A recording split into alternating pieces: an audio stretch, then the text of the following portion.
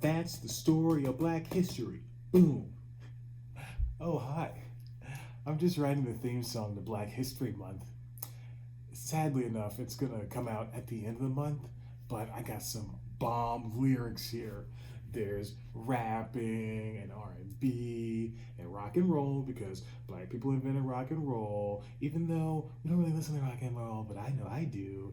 And there's more rapping, of course. Unsoul. Maybe the song is too big. Huh. Oh well. Didn't stop We Are the World. It's news time. Delivering to you the news you didn't know about, the news you didn't care about, and the news you didn't know you cared about. With host, Chad White. Now, here's that host, Chad White.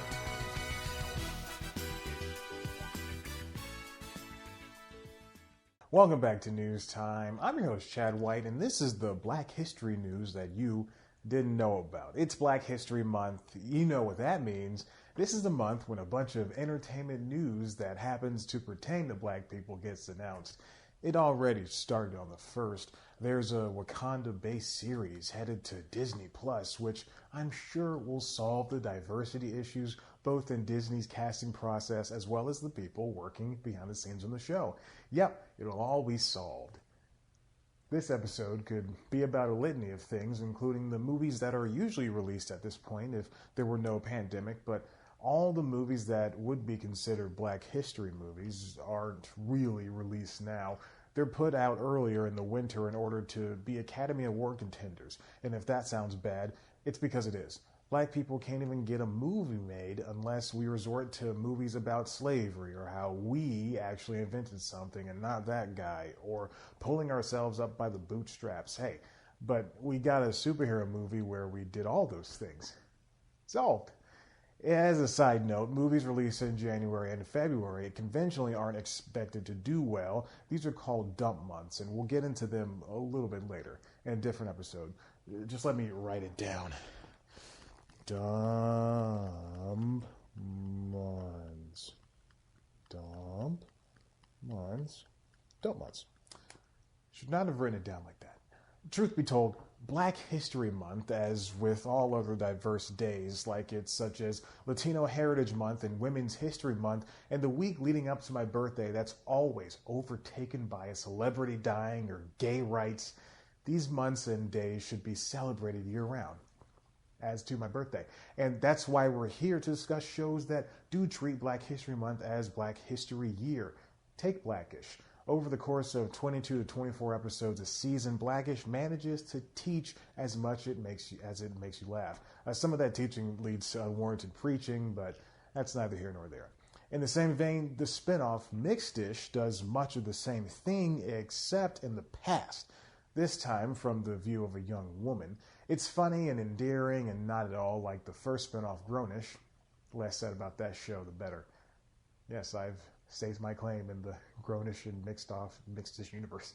Other comedies that manage to toe the line between funny and poignant include Woke and The Last OG.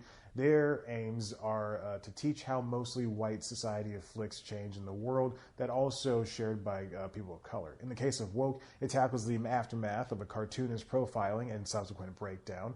The Last OG hits on gentrification along with the positive and negative results of changing a neighborhood.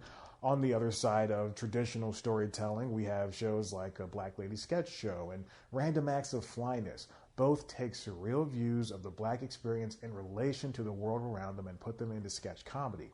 Pose, too, highlights a much unseen part of the black world, the queer side. Yes, we get gay black characters here and there, but they've never been able to shine in such a way that makes the viewer say, wow, this might be the first actually good Ryan Murphy show.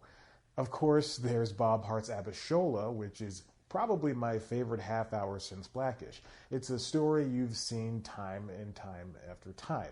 A dumpy white guy falls for a woman not in his world. However, this time things go differently. The show almost immediately puts the two title characters together. Now it's not about if or when they're going to get together, but more how they navigate the world around them that keeps telling them they shouldn't be together. It's a very beautiful and thoughtful show. Seriously, check it out. Finally, there's a contender in the late night field with Desus and Mero. A move from Vice to Showtime has solidified the duo as the best addition to the subgenre in the last few years. They don't do a monologue, and the sketches are thankfully limited. Interviews always hit in ways that more traditional late night outlets don't let them.